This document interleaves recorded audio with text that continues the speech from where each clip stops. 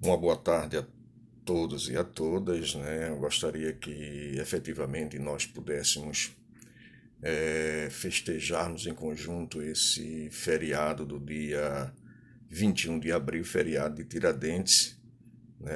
Infelizmente, feriados para a gente agora se tornou uma coisa muito comum em função da quarentena. Mas, de qualquer forma, eu desejo para vocês um bom feriado de Tiradentes. Quem está falando é José Luiz Gomes, editor do blog Contexto Político. Enfim, gente, eu gostaria de tratar com vocês um assunto um pouco delicado, que é a questão da nossa democracia, ou em particular das fragilidades do nosso processo democrático, ou do nosso projeto de democracia, na realidade, né? Então veja bem, no último final de semana publicamos um artigo aqui no blog tratando um pouco dessa questão, sobretudo depois dos últimos eventos. Mas, enfim, seria interessante que nós remontássemos as nossas dificuldades em consolidar um processo de democracia, né, num país como o nosso, com as características do nosso país. Bom, o historiador Sérgio Buarque de Holanda, né, em determinado momento, com muita propriedade, né, pelos seus estudos da influência do colonialismo português no Brasil, dizia que nossa democracia seria um grande mal-entendido, né, algo fadado a não dar certo. Em função de todos os vícios herdados, né, do colonialismo português, né, de um regime de trabalho escravo, né, de um processo de distribuição de glebas de terras a determinados vassalos, né, da coroa portuguesa, e aí se delegava a esses cidadãos, né, cidadãos, enfim, a condição, né, de praticamente representar o Estado, né? Então eles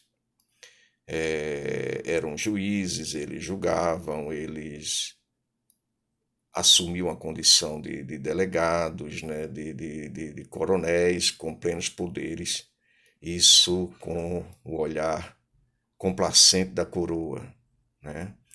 E aí também não havia muita distinção entre o público e o privado, que se constitui um grande problema hoje no Brasil. Hoje não sempre foi um grande problema no Brasil, né? A ausência de fronteiras entre o público e o privado.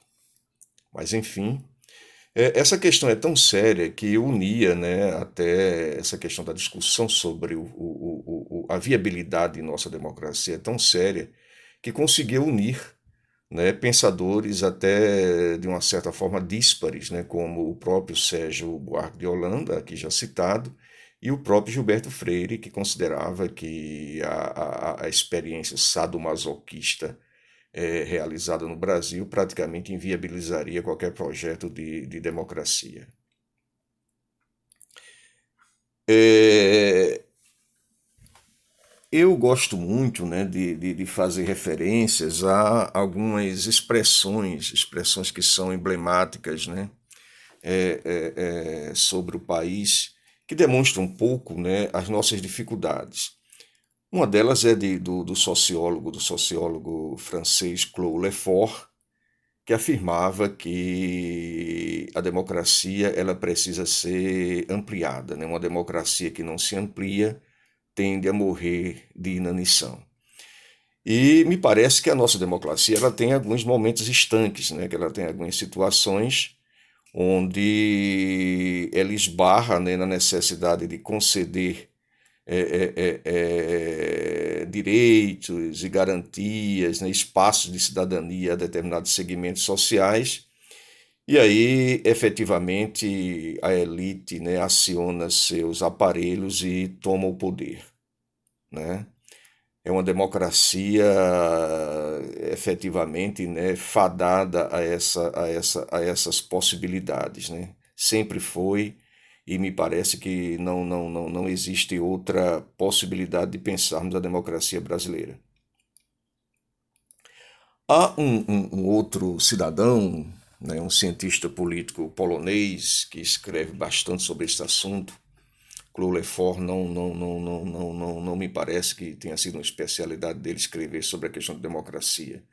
Mas, enfim, o Adam Michalowski tem alguns trabalhos bastante interessantes sobre o processo de redemocratização do leste europeu, com, com alguma produção efetiva, né, também sobre a situação das democracias aqui na América Latina. E ele tem um artigo emblemático, né, um artigo bastante estudado na academia, né, intitulado Amas a Incerteza e Serás um Democrata. No Brasil, parece que os nossos dirigentes não estão muito afeitos, né, à tese da incerteza, ou a nossa elite dirigente não está muito afeita à tese da incerteza. Né? É um jogo, me parece, que de cartas marcadas, ou precisa ser um jogo efetivamente de cartas marcadas, que não milindre, né, determinados interesses basicamente vinculados à nossa elite. Mas, enfim, né? Nesse aspecto, né, sobretudo em relação aqui na América Latina, né, há estudos bastante interessantes também de um argentino, de um cientista político argentino, né, Guilherme Odônio, né, onde ele fala, né, um pouco dessas nossas dificuldades, assinalando que nós vivemos numa espécie de democracia delegada. Né, isso tanto vale para o caso argentino, quanto para outros países da América Latina, inclusive o Brasil. Ou seja, há uma tutela, há um controle sobre os espaços efetivos de permissão, né, dessas relações de corte democrática, né? Quer dizer, se impõe um determinado limite, um determinado limite. No Brasil, por exemplo, você não tem nenhuma referência, né, de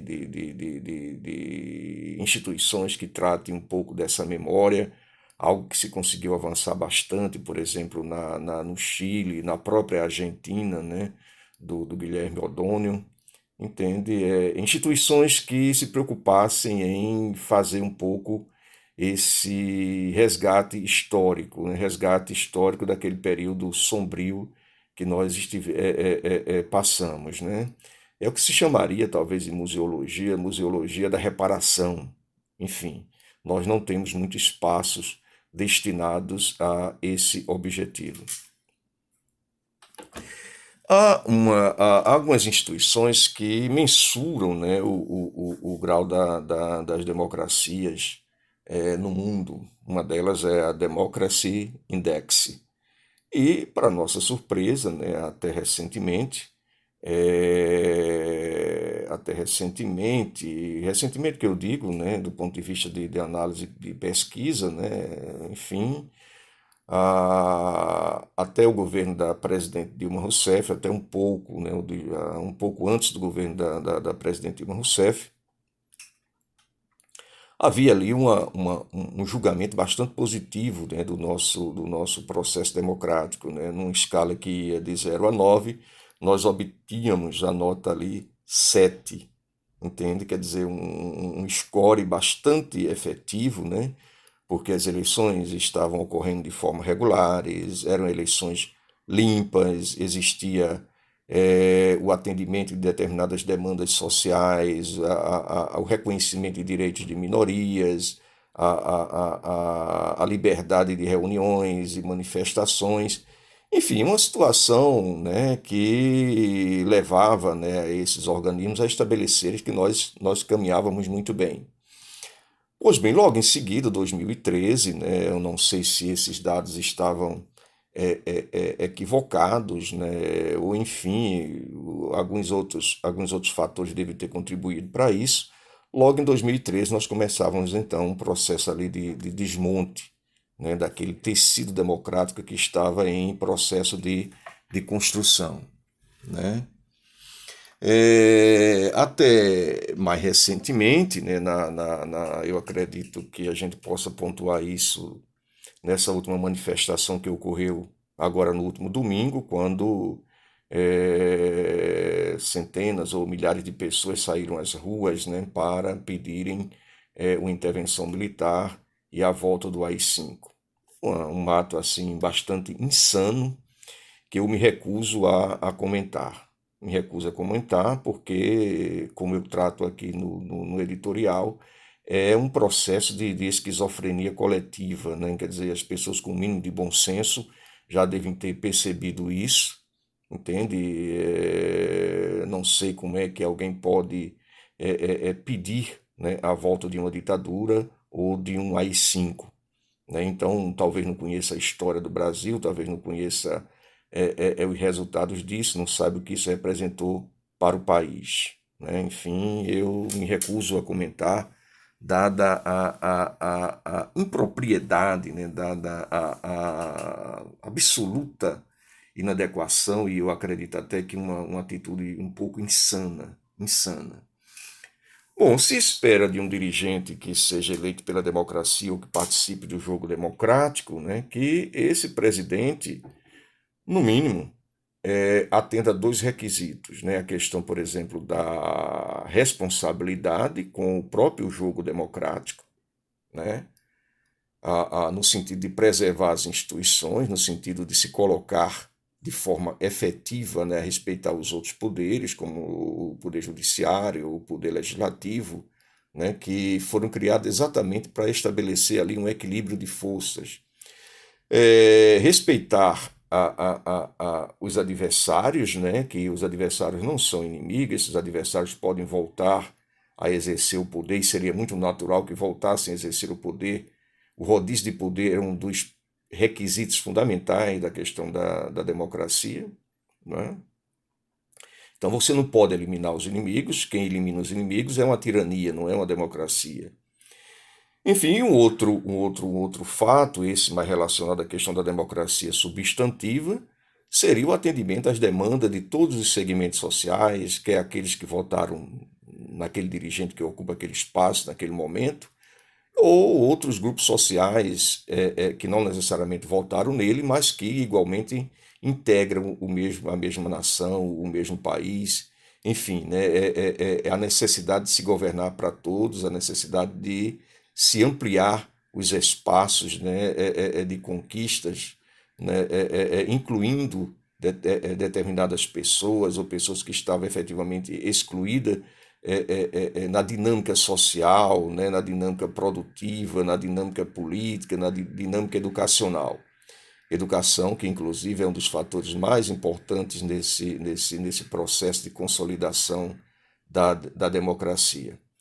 Enfim, gente, é basicamente isso, né? O editorial está publicado no blog.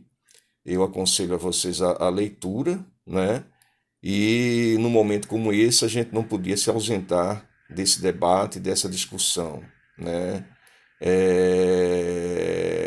Atendendo a um conselho, inclusive, do próprio Sartre, né? Bastante discutido nesses últimos momentos, através de outros vídeos, né? Sobre a questão de nossas responsabilidades históricas coletivas, né? As palavras repercutem, mas o silêncio também. Um grande abraço a vocês, um bom dia 21 de abril, um bom feriado de Tiradentes, e acompanhem com a gente, deixem seus comentários, se inscrevam no blog, acompanhem o blog e se inscrevam no canal do blog, recomendem, enfim, participem com a gente desse debate e dessas discussões para a gente manter esse processo democrático. Um grande abraço a todos e até um outro momento.